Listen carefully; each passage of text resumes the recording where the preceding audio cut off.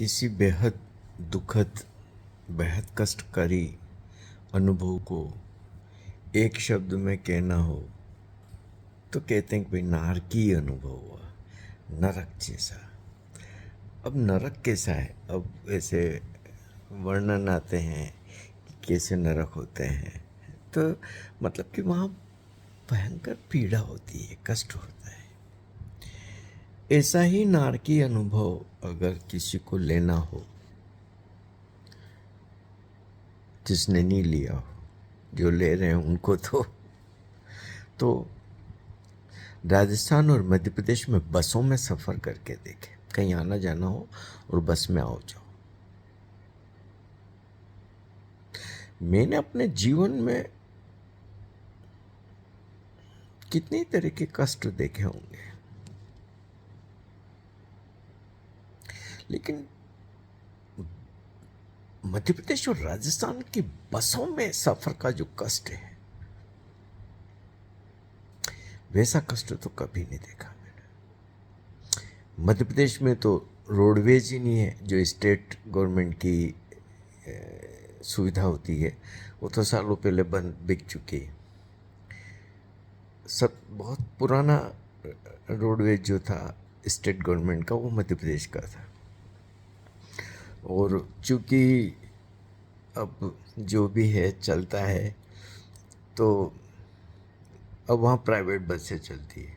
और सामान्यतः राजस्थान में भी अधिकांश तरफ तो प्राइवेट ही चलती है, और रोडवेज भी चलती है तो कम चलती है। जिस तरफ 100 बस चलनी चाहिए उस तरफ 10 ही बस चलती है, क्योंकि इनके बजट नहीं है। तो बसें बहुत कम है और यात्री बहुत ज़्यादा है। तो एक एक बस में मान लो कि 50-60 लोग बैठ सकते हैं, तो 200 लोग तक भर लेते हैं, 150 लोग तक भर लेते हैं, भरे जाता है। और कोई ऐसा नहीं है कि इससे सरकारों की कमाइयाँ होती है। अब ये जब इतनी सवारियाँ भर लेते हैं तो समझने वाली बात है कि उसमें क्या क्या खेल नहीं होते हैं, लेकिन उनकी तो अपनी कमाइयाँ हो जाती है, यात्री का क्या। मैं आज बड़ी सादड़ी जाके आया हूँ चित्तौड़ से, मेरी एक डिलीवरी के लिए। और बड़ी सादड़ी की तरफ राजस्थान रोडवेज की बसें नहीं चलती है, प्राइवेट बसें चलती है। और वो बड़ी बसें नहीं होती, छोटी छोटी बसें होती हैं और भरे जाते हैं। मैं सोचता हूँ कि 2 मिनट या 3 मिनट बस चलती है और रुक जाती है। 60-65 किलोमीटर करीब करीब 3.5-4 घंटे में पहुँचती है।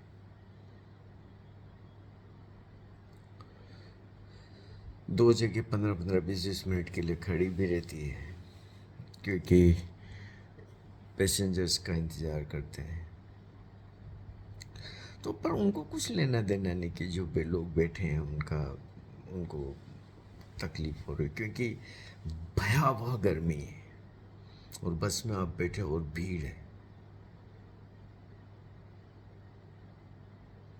और इतनी भीड़, और बैठाए चले जाते हैं।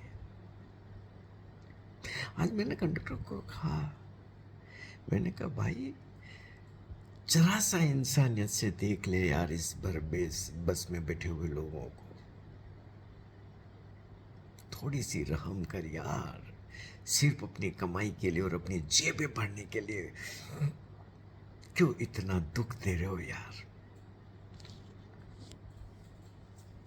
लेकिन कोई बोलने वाला नहीं, कोई सुनने वाला नहीं।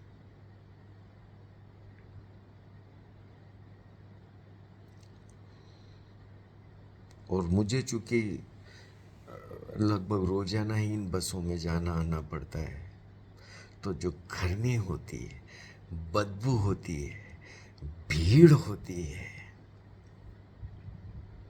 और फिर कई लोग तो नहाए भी नहीं होते हैं कई कई दिनों तक, तो उनकी बदबू, फिर सब तरीके की दूसरी चीज़ें। और अगर दुर्भाग्य से आपके पास में कोई ऐसा स्त्री या पुरुष बैठ गया जिसके हाथ में बच्चा है, तो फिर आपका तो जीना मुश्किल हो जाएगा। वो बच्चे लाते मारेगा, सिर करेगा, ये करेगा और ये सब।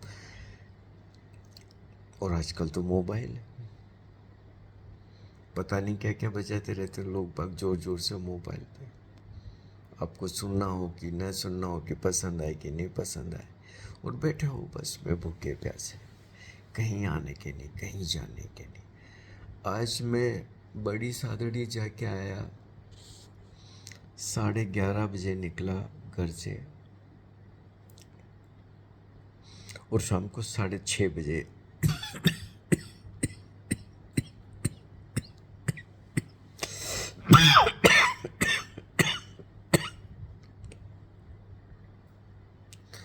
लौट के आया। बैठे रहो, मुंह देखते रहो। और ऐसा नहीं है कि ये कोई एक तरफ बस का हालत है, चारों तरफ सारी बसें, और बस स्टैंड ऐसे गंदे, इतनी भीड़, कौन साफ करे बस स्टैंड को?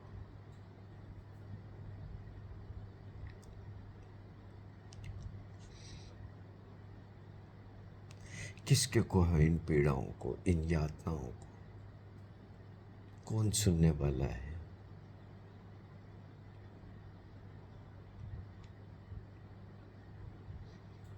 कौन सुनेगा आपकी? जो राजनेता हैं वो तो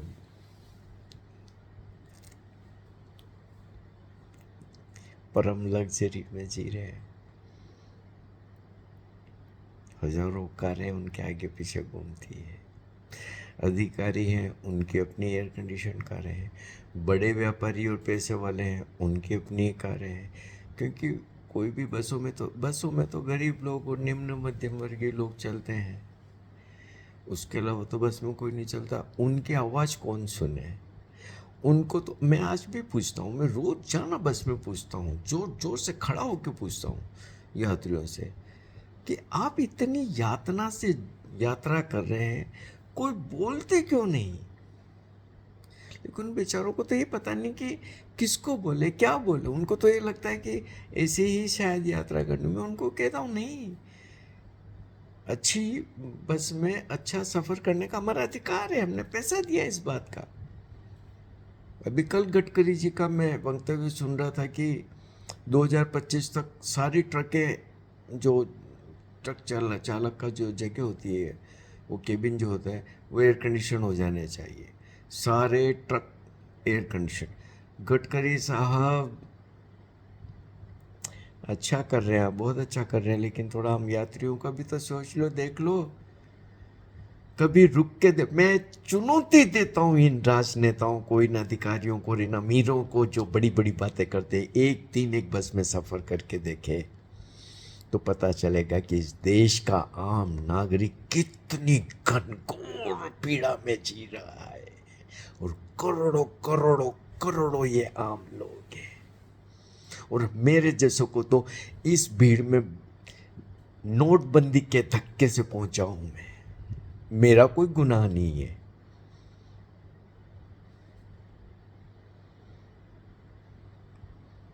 मैं महाराष्ट्र में भी बसों में आता जाता था।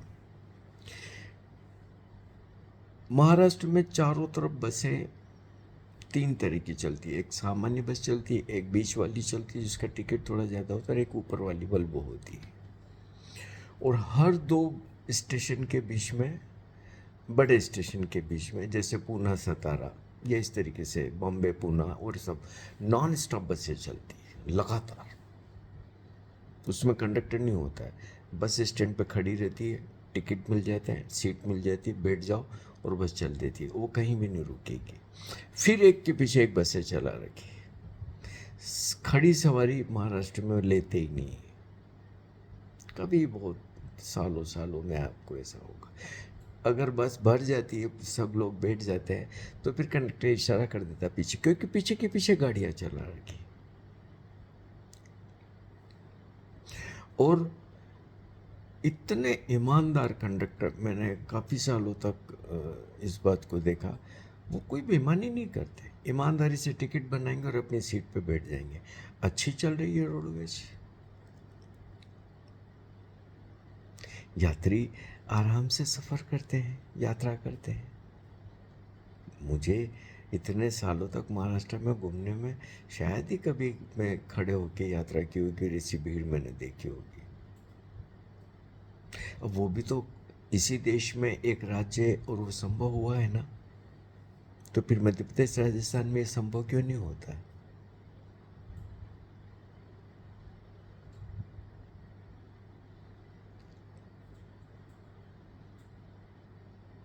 क्योंकि मेरे बोलने से, या मैं इसके वीडियो भी बनाता रहूं और भी बहुत बना सकता हूँ, वो भीड़ भड़क्का देखने से किसी को ये पता नहीं चलेगा कि 3, साढ़े 3, 4 घंटे तक ऐसी भीड़ में, ऐसी चिल्लपों में, ऐसी भयानक गर्मी में, ऐसी भयानक घुटन में, इतनी आवाज़ों के बीच में, हर एक मिनट में रुकती और चलती गाड़ी के साथ कैसा लगता है।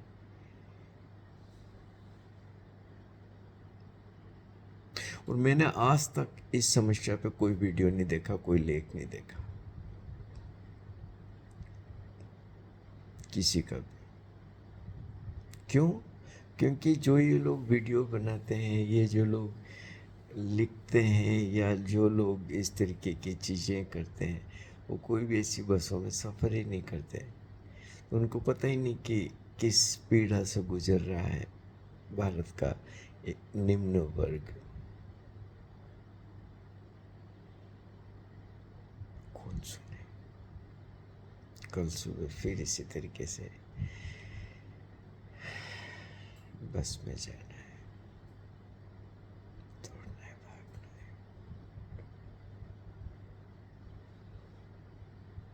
है। इस पृथ्वी के किसी भी देश में निम्न वर्ग इतनी पीड़ा से भरी यात्रा करता हो, मुझे नहीं पता।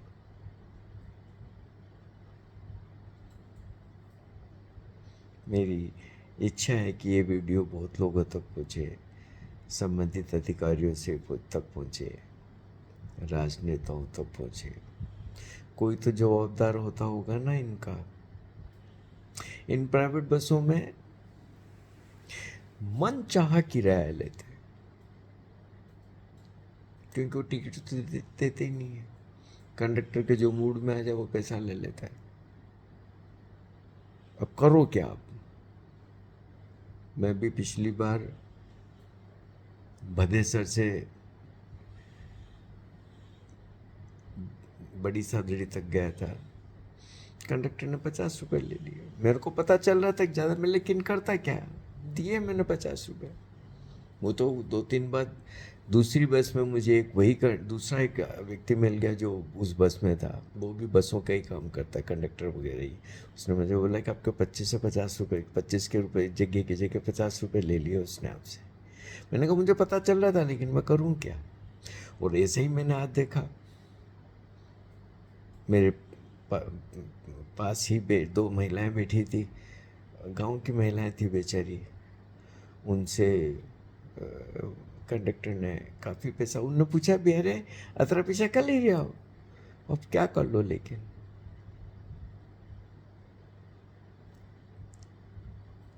इतनी अव्यवस्था है, और करोड़ों लोग इस तरीके से सफ़र करते हैं, कोई सुनने वाला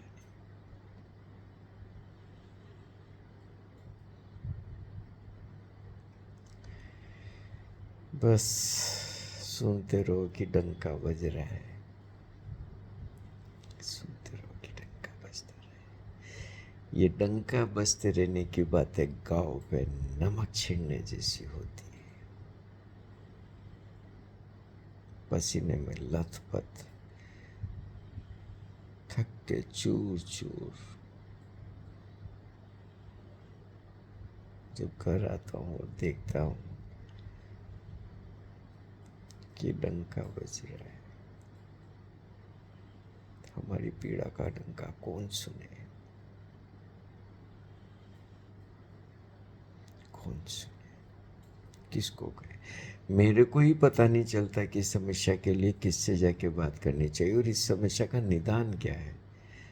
तो बेचारे मैं इन गाँव के लोगों से पूछता हूँ वो क्या करेंगे, जब मुझे ही पता नहीं कि इसका मैं क्या कर सकता हूँ और क्या किया जा सकता है कि नहीं किया जा सकता है।